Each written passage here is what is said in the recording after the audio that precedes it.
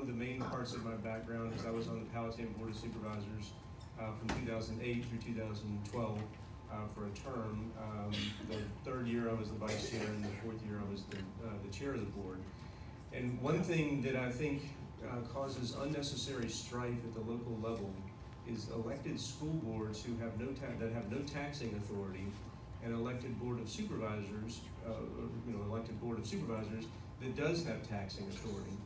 And so some of what the folks that are running here for local office probably can't say that or won't say that, but having been in the situation and now 10 years on outside of the situation, it causes a tremendous amount of political angst and frustration, because the elected members of the school board run for a variety of reasons, and then the elected members of the Board of Supervisors run for a variety of reasons, and they're oftentimes at direct opposite, but only one has taxing authority. So with that, that's one of the main parts of my background, is I was on the Board of Supervisors in Powhatan.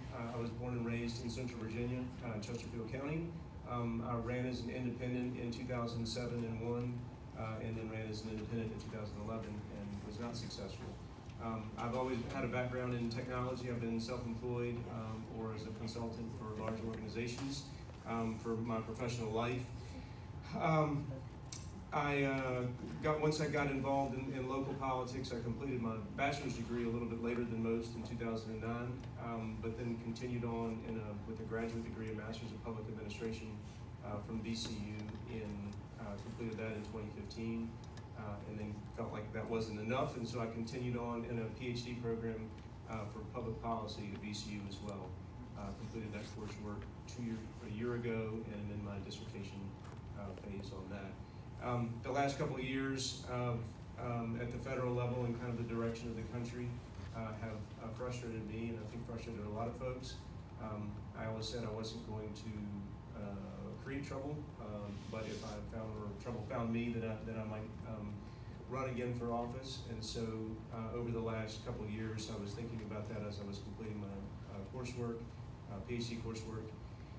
And then last year, after the 2017 election, in the State House of Delegates, seeing so many people come out, gerrymandering that we talked about a minute ago, that the House of Delegates have been so gerrymandered to the right.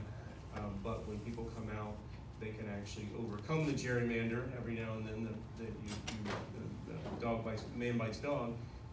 And so I felt like I needed to do something as well and get back in. And so that is why I decided to run as a libertarian. I've always been kind of independently minded, centrist, and independent. And I think that the Libertarian Party reflects that most accurately. I'm not a far left kind of person or a far right kind of person. I like to figure out compromises, figure out what the best research and kind of understand how policies affect society and affect people, and figure out what's best. And so that's my background and bio. I'm glad to be able to give you that after a couple questions. And so thank you very much for coming out tonight. This is amazing to see the whole slew of local offices and federal represented here. And so I'm just glad everybody is part of the process. That's what I like to do, is be part of the process and understand what's going on. And so thank you very much for coming out.